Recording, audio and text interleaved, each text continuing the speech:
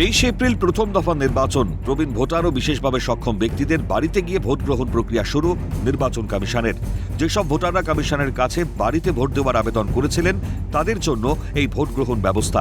আসানসোল উত্তর বিধানসভা কেন্দ্রের মহিশিলাতে আবেদনকারীর বাড়ি গিয়ে ভোটদান করানো হয়।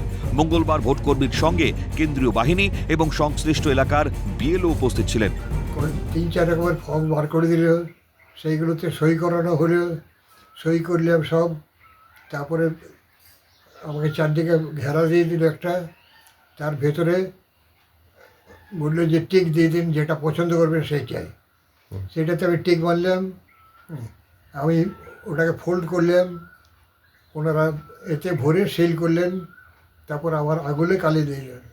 আমি ভোট দিলাম আজকে নাকি, আর সব লোক ছিল কিন্তু সব দরজা জানলা বন্ধ করে আড়ালে আমি ভোটটা দিয়েছি।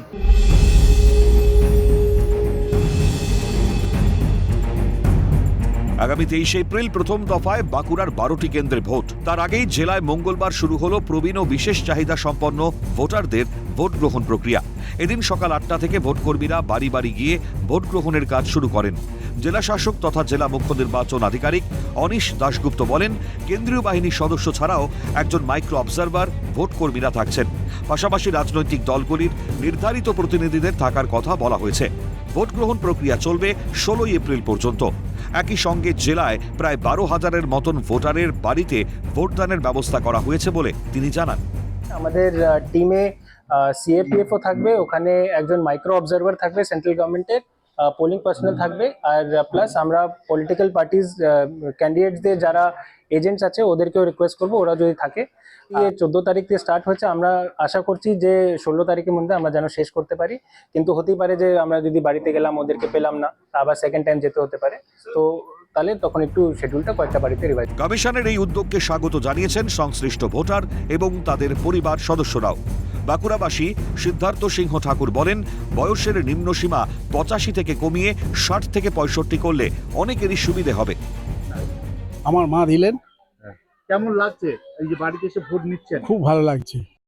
না, এটা তো ঠিকই ব্যাপার, কারণ বয়স্ক মানুষদের সত্যি এই গরমে রোদে ইয়াতে যে ভোট দেওয়াটা সত্যি কষ্টকর। তার জায়গায় যে এসে বাড়ি বাড়ি এসে ভোট নিয়ে যাচ্ছে, আর এটা 80 করেছে, আমার মনে হয় এটা আর একটু ডাউন করলে আরো ভালো হয়। 60 বা 65 বা 70 এই টাইপ করলে ওনারা এসেছেন এবং আমি যে দুইটি সেটি বলবো না। না, ভোট দিলেন, কেমন লাগছে? ওনারা তো বাড়িতে এসে ভোট নিলেন, কেমন লাগছে? প্রণাম জানাচ্ছি।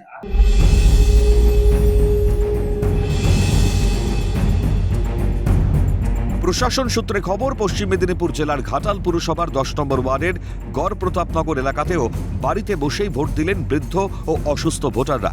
ভোট গ্রহণের জন্য বাড়িতে পৌঁছয় ভোটের কাজের সঙ্গে যুক্ত আধিকারিকরা। ভোট দিতে পেরে খুশি প্রবীণ নাগরিক থেকে বিশেষভাবে সক্ষম ভোটাররা। আমি হাঁটাচলা করতে পারিনি, সেই জন্য ঘরে এসে ভোট দিয়ে গেল। ভোট কর্মীরা এসেছিল বাড়িতে? হ্যাঁ। বাড়িতে কেন? যারা ভোট নিতে এসেছিল ওরা হাতে কর্মীরা এসেছিল। কত বয়স ঠাকুমার? 90 বছর বয়স।